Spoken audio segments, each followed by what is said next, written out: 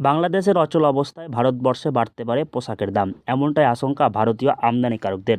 শুধুমাত্র পোশাক নয়, নিয়মিত মালদহের মহদীপুর স্থলবন্দর দিয়ে বাংলাদেশ থেকে টি-শার্ট, 3 পিস কাপড়, কটনের তুলো, প্লাস্টিকের চেয়ার, গামলাসহ চটের ব্যাগ আমদানি হয়। এ সমস্ত সামগ্রীগুলি পশ্চিমবঙ্গ সহ বিহার, উত্তরপ্রদেশ ছাড়াও ভারতবর্ষের বিভিন্ন রাজ্যে বিক্রি করা হয়। কিন্তু গত কয়েকদিন ধরেই বাংলাদেশের অচল অবস্থার জন্য বাংলাদেশ থেকে ভারতে বিভিন্ন সামগ্রী আমদানি প্রায় বন্ধের মুখে। যেটা আজকে রিকোয়ারমেন্ট ছিল হচ্ছে jute bag minimum, jute bag যেটা মিনিমাম হচ্ছে 15 থেকে 20 গাড়ি আসতো। 3-4টে হচ্ছে টি শার্ট যেটা গার্মেন্টসের মধ্যে পড়ে সেটা আসতো। আপনার প্লাস্টিক পলিফাইবারের যেগুলো প্লাস্টিকের তুলো ওগুলো আসতো 1-2 গাড়ি। আর যেটা আপনার চেয়ার টেবিল ফাইবারের যে প্লাস্টিকের জিনিস আসবাবপত্র ওগুলো আসতো, সেগুলো আসাটা বন্ধ হয়ে গেছে। মতো অবস্থাতে এরকম যদি ক্রাইসিসের মার্কেট হয়ে যায় ইন্ডিয়াতে, তাহলে পরবর্তীকালে এই জিনিসপত্রগুলোর অতি হারে দাম বাড়বে, সেটা আমাদের ইন্ডিয়ার জন্য খুবই খারাপ। এই যে এমনকি বাংলাদেশের প্রধানমন্ত্রী শেখ হাসিনা পদত্যাগ করার পর থেকেই পরিস্থিতি আরও খারাপ হয়েছে।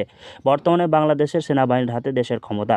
এমন পরিস্থিতিতে দেশের অভ্যন্তরীণ পরিস্থিতি সামাল দেওয়ার জন্য ইতিমধ্যে আমদানি রপ্তানি বন্ধ করা হয়েছে দেশের সমস্ত বন্দরগুলি দিয়ে। গত কয়েকদিন ধরে মহদীপুর বন্দর দিয়ে আমদানি রপ্তানি প্রায় বন্ধ রয়েছে। মহদীপুর স্থলবন্দর দিয়ে আমদানি করা হয়ে থাকে মূলত টি-শার্ট, শাড়ি, লুঙ্গি, জুট ব্যাগ, প্লাস্টিকের চেয়ার। আমাদের এখানে লোকাল বাজারে যেরকম প্লাস্টিকের চেয়ার লোকাল বাজারে বিক্রি হয় কিছু, আর কিছু চলে যায় হচ্ছে আপনার বিহার দিকে, বিহার রাজ্যে চলে যায়, আর কিছু কলকাতাতে যায়।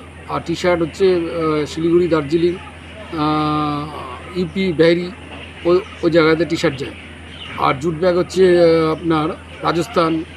অবশ্যই যখন আমাদের যে ক্রাইসিস মার্কেট হয়ে যাবে তখন কালোবাজারিরা ওই জিনিসপত্রের দাম বাড়িয়ে দেবে, সেক্ষেত্রে আমাদের ইন্ডিয়ার খুবই সমস্যা হবে।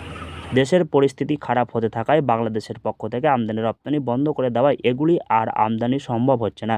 ফলে লোকসানের মুখে পড়ছেন এদেশের আমদানিকারকেরা। এমনকি প্রতিদিন বাংলাদেশ থেকে বিভিন্ন সামগ্রী আমদানি শুল্ক বাবদ ভারতের রোজগার হয়ে থাকে এই স্থলবন্দর দিয়ে প্রায় 50 লক্ষ টাকা। প্রতিদিন সেই টাকাও লোকসান হচ্ছে ভারত সরকারের। ভারতীয় আমদানিকারকদের আশঙ্কা, দীর্ঘদিন এই সমস্ত সামগ্রীগুলি আমদানি বন্ধ থাকলে কালোবাজারি শুরু হবে। এতে করে জিনিসের দাম বৃদ্ধি পেতে পারে। তবে আমদানিকারক থেকে রপ্তানিকারকদের অনুমান, আগামী কয়েকদিনের মধ্যেই পরিস্থিতি স্বাভাবিক হবে। বাংলাদেশের পক্ষ থেকে খুলে দেওয়া হতে পারে আমদানি রপ্তানির জন্য বন্দরগুলি। মালদহ থেকে হরষিত সিংহ, লোকাল 18 বাংলা।